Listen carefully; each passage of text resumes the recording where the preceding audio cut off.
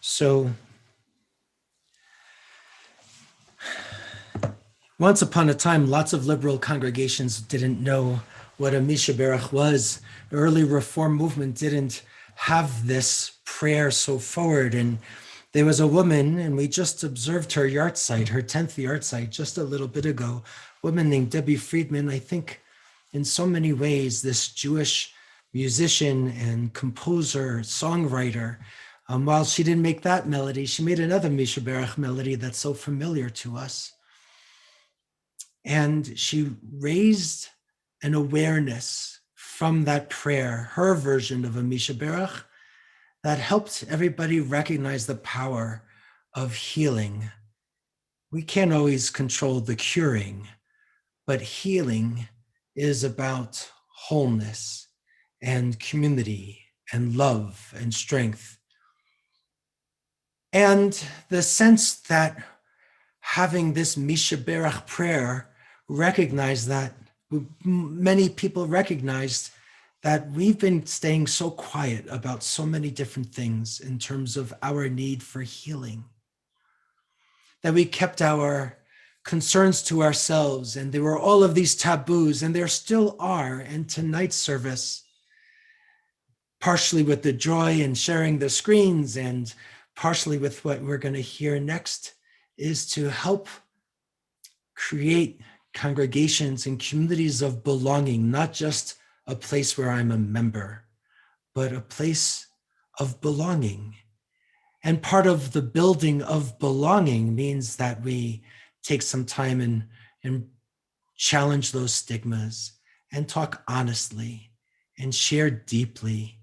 It is truly a sharing of our Torah. So in this month of February, synagogues and Jewish community centers and lots of Jewish organizations are talking about the awareness of issues relating to people with disabilities, inclusion, a sense of full acceptance, and a part of all of that, also we deal with mental health and mental illness. So before I share, introduce our congregant, I want to share this with you. It's not always so easy to hear things that are challenging. It's not easy for us if we're in the midst of our own challenges. So in the chat, you'll see in a moment, another one of our congregants, Erica, from our inclusion committee and a consultant from Jewish Family Services working with our inclusion committee. She's going to share a list of different mental health resources. And not only is she sharing it in the chat, but you can notice her name in the chat, because if at any point you feel, any of you feel challenged, or you need to connect, and we're home and we might not be with anybody, and if you feel that this is triggering for you, we hope that you will send a private direct message directly to Erica. That's her link. We just see it now in the chat.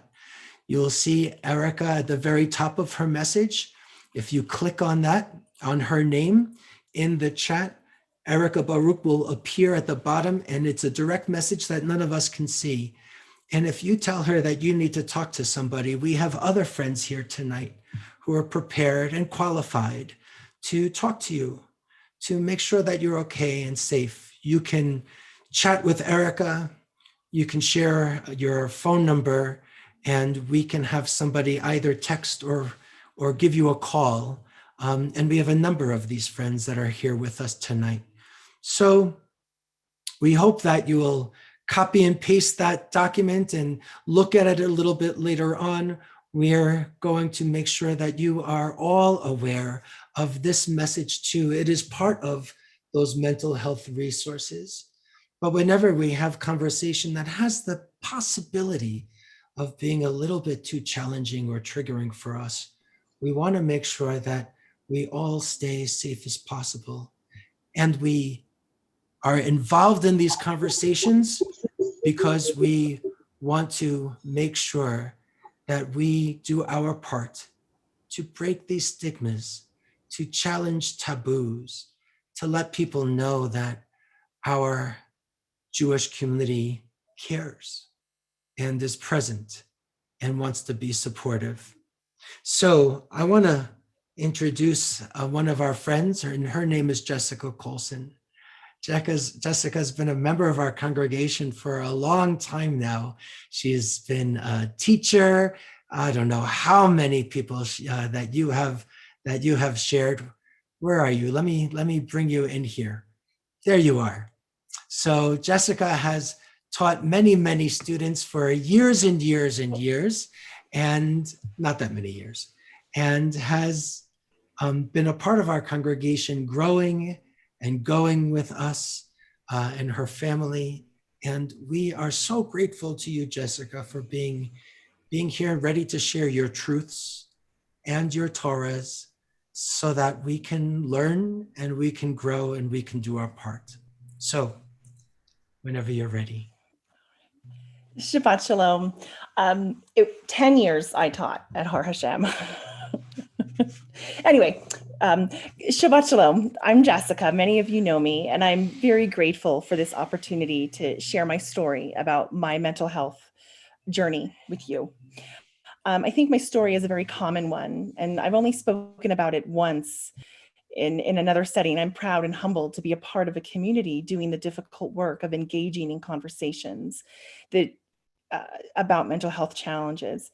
It's through these kinds of conversations that we shed light on the darkness of stigma. We can't stop the suffering of those with mental health issues, but we can stand in solidarity with them and we can shoulder the burden together. I began experiencing what I now know as depression in my early teens. I experienced it as a sense of purposelessness, hopelessness, and disconnectedness. Nothing seemed to matter or have purpose. Nothing I did or felt seemed to matter or have an impact on the world around me. There were issues in the world that I couldn't change or make a difference in, and that added to my sense of worthlessness. I didn't understand what was wrong with me, and I sought solace, sometimes called self-medicating, with inappropriate relationships and food. At the age of 19, I had a baby, and I dealt with serious postpartum depression. This was 1993, and it still wasn't talked about much. I was young, on public benefits, and afraid that if I talked about what I was feeling and going through, they would take my baby away. I wasn't sure who they were, but I was convinced of their power over my life. If I was placed under a microscope, I would be found lacking, and my family would be taken away from me. So I learned how to pass. I worked hard, I put a smile on my face, I was friendly and outgoing, and I ate ice cream locked in the bathroom late at night while my family slept. My weight ballooned and my sense of worth plummeted. With the birth of my second child, a daughter, my world flipped out of control. I watched my husband with our daughter. She was the apple of his eye. There was nothing he wouldn't do for her. In watching the two of them together, I realized what I had missed out on. My biological father had abandoned us before I was born, and somehow his leaving was my fault. Now, no one ever told me this. It was simply the timing and the way a young brain makes associations. I showed up and he left. It must have had something to do with me. With the birth of my own daughter, my abandonment issues came crashing down around me, and my efforts to pass became a mountain I couldn't climb every morning. The daily care of my children was more than I could manage, and I knew they deserved better. So I began to think that maybe I should leave. Maybe my family would be better off without me. I could somehow watch from afar as they grew up to be normal, healthy people. At my daughter's 6-month checkup appointment, my pediatrician asked me how I was sleeping. I wasn't. I broke down in tears, and the pediatrician responded with the care and support I needed. No one ever realized I needed help because of the work I put into passing. I thought what I was dealing with was normal. I was flawed, the world was flawed, so of course I felt this overwhelming sense of worthlessness. That's when the diagnosis of clinical depression officially entered my vocabulary, and I began the work to heal and do battle with depression, something I will live my life doing for the rest of my life. I dealt with postpartum depression after the births of each of my 4 children. My third child was born shortly after a woman who'd been diagnosed as having postpartum depression drowned her children in a bathtub of the family's home. It was later revealed that she was misdiagnosed and had not been receiving the correct treatment or support. At the hospital, my file was flagged, and before I could leave with my new baby, I was visited by 5 different care providers who grilled me about my support structure and how to get help if I needed it. Their behavior didn't feel like support. It felt like I was being labeled and traced, as if they expected me to fail and were simply checking boxes to absolve themselves when I did. I was being open about my mental health struggles, and I was rewarded with a label and the constant sense of not being trusted. By the time my 4th child came around, Brooke Shields had come out as someone who struggled with postpartum depression, and it had become something people were starting to talk about. It was typically in doctors' offices or support group settings or famous women on the Today Show, but the stigma was beginning to feel as though it could be waning, or maybe it was my acceptance growing, because I was still not out with my own struggles. I knew who I was and the care I needed, but I still continued to pass. I put a smile on my face, I worked hard, and I ate my feelings. Even now, I'm proudly out. I talk openly about my struggles, I accept who I am, and I take mental health days from work when I need them. But as someone who deals with mental health issues, I'm harder to insure. I cannot get affordable life insurance, and people still ask me, what do you possibly have to be depressed about? You have a good job, a lovely family. If that's how clinical depression worked, the answer would be nothing. But that isn't how clinical depression works. It's a biochemical imbalance in the brain that makes aspects of my life very challenging for me, and I will be struggling with those challenges as long as I live. I've surrendered to this knowledge. This is part of who I am, and as I grow older, I'm okay with that. What I hope for in the future is that people struggling with depression have the support both to ask for help and seek the help they need.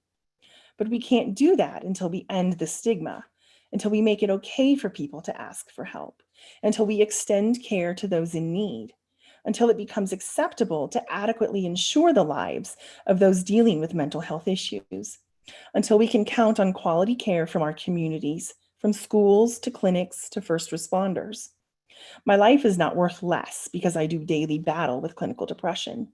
But the message sent by the insurance industry and often poorly equipped first responders is that it is, in many ways, confirming what the negative self-talk tells me every day of my life. I worry about what would happen to my family if I passed away without life insurance. I've considered lying to get insurance, but something about that just feels wrong. It's wrong for me to lie, but it's also wrong for me or anyone to be in a position where lying is their only option. I must admit, I also have hope that with enough communities like ours, having enough conversations like these, enough people will come forward and tell their stories, that more people will be informed by their faith and make policy reflect that drive to be a light. People and policy will be driven by the knowledge that we are all made in the image of God, even those of us with mental health challenges. Our job as a community is to build each other up. And I know that I stand on the shoulders of all those who fought before me, those who came forward, who spoke out, who became for others what they themselves had needed. I'm proud to stand on those shoulders and can only hope that I'm deserving of the path they laid out. Thank you so much for being here, for being members of the community shedding light in the darkness, and for hearing my story. Shabbat Shalom. Oh, Shabbat Shalom. You are so much more than deserving. And from all of us to you, we want to say thank you, truly. Thank you for believing in us, that you can share your truths and your story, your Torah. And we who are the receivers, I hope that we get to not just learn, but then do and continue to build and advocate and reach out. So Jessica, thank you so much. And you and your family, we hope you go and grow from strength to strength.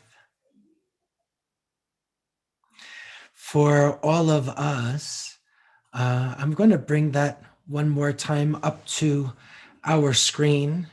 Even if it's not something that you feel you need, it is a important thing to have in your phone for somebody else, to be able to pass it along, to be able to share it, join their Facebook group or follow them on Twitter, continue to help and share and advocate.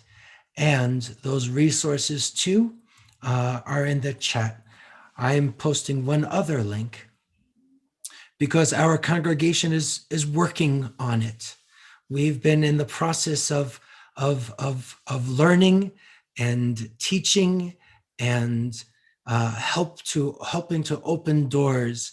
Part of what you will see is our web page that will talk about our commitments, our aspirations of being an inclusive, welcoming congregation. And in that link that I just posted, if you scroll down, you will see that our inclusion committee, led by Bonnie Leaf, and that whole wonderful team, and had our board, our leadership agree to become a WISE congregation. A WISE congregation is a movement to be welcoming, inclusive, supportive, and engaged for mental health. And so we are joining right now just churches around the country in that. And you can find all of that in the link that I just shared. So I'm going to invite you to take a breath, and let's move toward the conclusion of our service.